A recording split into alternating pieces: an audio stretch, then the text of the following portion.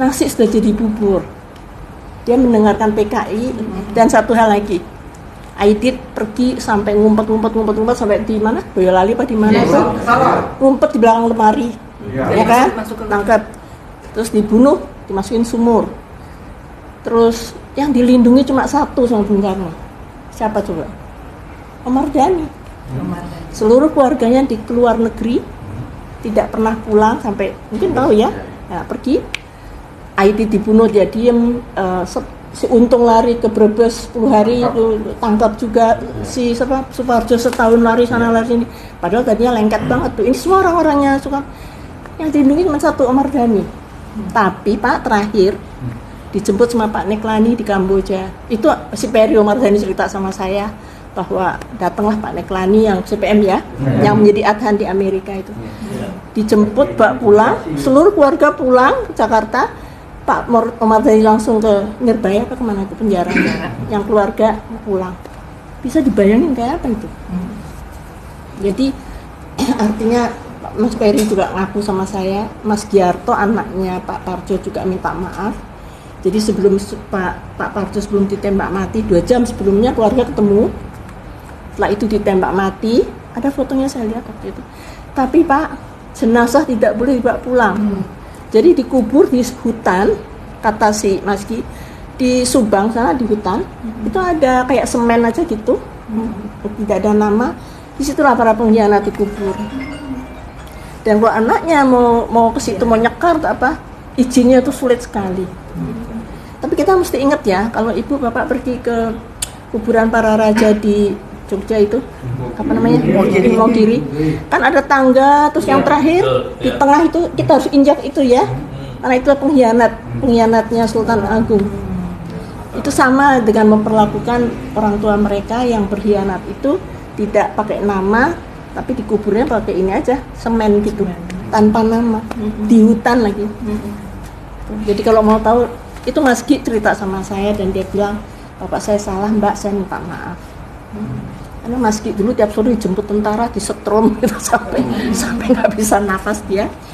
Bapakmu di mana? Nah itu Pak Suparjo itu lari dari satu rumah, dan terakhir ketangkapnya di Cililitan apa di mana tuh, Tanjung Priok apa di mana gitu. Itu cerita-cerita itu kita harus baca ya. Jadi akhirnya gini, oh begitu ya. Jadi yang berkhianat tuh ya kalau tentara emang harus mati. Tapi yang tidak mati kayak Latif itu, yang masuk bui, lalu diwolak-waliklah cerita itu sama dia. Padahal saya sama Mbak Ruli ketemu Pak Harto dulu, kita semua, Pak Bapak bener nggak sih ketemu Latif di rumah sakit Angkatan Darat? Oh iya, saya lihat dia. Tapi saya nggak ngomong karena anak saya sedang kena air panas si Tommy. Tapi orang lain bilang, oh saya ketemu, saya lapor, gitu kan? Saya lapor untuk kejadian tanggalnya, nggak ada itu. Ya, sekarang tinggal Bapak Ibu percaya yang mana sih? Tapi siapa yang mengambil tindakan tanggal 1 Oktober pagi? Pak Harto menyelesaikan ini. Kalau enggak Mbak, pertaruhan itu dia juga tahu pertaruhan nyawa juga. Bayangin loh Bung Karno memerintahkan perang di hari gitu ya. Peranglah kita, tapi memang Jakarta dalam keadaan perang hari itu. 2 tahun ya kita curfew itu jam malam. Iya, dulu. Kan Bapak tahu ya, jam malam hampir 2 tahun ya. Jam 6 sore ke jam 6 pagi. Dapat surat tugas dari Pak Sadik dulu, batalion 328 Kujang. Untuk menangkap Suparjo. Tapi nggak ketemu kan Pak, sampai setahun dia lari. Markas kita di GKBI dulu. Batalion 328. Ya, jadi maksud saya jadi maksud saya sampaikan ini supaya Bapak Ibu juga tahu setelah peristiwa itu apa. Tanggal 6 Oktober Bung Karno pidato bahwa it's an ocean rainbow ocean in the ocean. Jadi riak-riak kecil dalam revolusi. Ya, saya juga gini loh, kok ngomongnya gitu. Bukannya dia berduka ya. Pak Yani nggak ada, baru dimakamkan tanggal 5 Oktober, tanggal 6 katanya wartawan dia ketawa-ketawa. But that's it, finish, beliau juga selesai. Dan sakit sekali jatuhnya Bung Karno itu sangat sakit. Nah jadi kalau sekarang ini ada PKI baru atau apa, itu ngumpulnya memang di PDIP semua. Iya, itu ngumpulnya memang di situ. Mari kita selesaikan. Ya, memang di situ. Jadi dubes. Jadi dubes ya Pak. Ya kira-kira 200 lah di DPR RI mereka ya.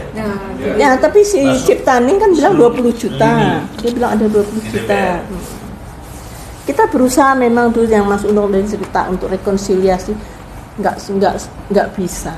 Karena begitu ngumpul masuklah ini unsur lain, lalu si Aidit, si Ilham di kosok marah, akhirnya berantem aja. Iya, nggak bisa. Nah, kalau sampai Jokowi ngeluarin apa tadi? Kepres. Ya kita turunkan lagi ya. Iya kan? Kita lawan, Pak. Kita usahakan lebih bagus ini cepat kita mundur, kita bubarkan. Jadi memang keluar. Itu. Kepresnya. Kita suruh memaafkan. Dia pemerintah minta maaf. Ya memang ya Pak ya, orang mau kudeta nih saya tanya, paling yang mendesain 5 orang ya, Aidit, Sudisman, siapa? Noto, siapa lagi tuh? Paling 5 ya, Politbiro ya. Politbiro CCPK paling 5 orang. Dia nggak mungkin woro-woro 3 juta. Kita mau ini loh, kan nggak mungkin. Nah sekarang ini pengikutnya yang seabrak-abrak ini kan menuntut sebenarnya hanya minta ini. Iya, untuk balik partainya. Itu enak bener. Bolak-balik kalau nyalakan Orde Baru enggak. Iya, padahal Orde Karena yang dukung PKI kan udah. Jadi Orde Baru itu. Jadi gini Pak ya, orang tuh jahatnya gini karena orang tahu era Pak Harto 32 tahun itu, tapi awal tahun 65 sampai tahun 74 mungkin Pak Harto itu masih bagus. Setelah itu kan kita booming minyak tuh tahun 70-an. Nah, anak-anaknya mulai gede, ini kroni, yang rumun itu kroni. Jadi sebetulnya Pak Harto tuh nggak ikut campur. Saya pernah nanya kok sama Pak Hendro Priyono, Pak kalau saya bikin surat ke Pak Harto, itu suratnya kemana? Kalau yang dari rakyat itu langsung ke meja Pak Harto Cendana. Kalau yang dari konglomerat itu ke Murdiono. Itu yang saya tahu. Saya dimarahin Pak Hendro, lain kali kalau kamu bikin surat kasih saya dulu. Saya emang sengaja ngetes gitu. Saya kan di desa waktu itu ya. Ternyata surat saya itu sampai di mejanya beliau. Tapi surat dari konglomerat itu ke Pak Murdiono, Pak. Nah, Pak Harto itu kesalahannya satu, kroni itu. Ketika beliau lengser, nggak ada satupun di situ orang. Karena apa? Lari semua buat duit. Iya Pak, iya. Nah anak-anaknya sekarang dituntut suruh ngembaliin kan sama negara. Si Tommy, Mbak Tutut semua. Tapi Pak Harto itu bersih memang. Karena yang jahat itu kroni namanya. Kalau sekarang kan apa namanya oligarki. Nah, kalau dulu kroni. Sekarang lebih parah sekarang. Iya, sekarang sudah masuk sampai ke lini yang paling bawah ya.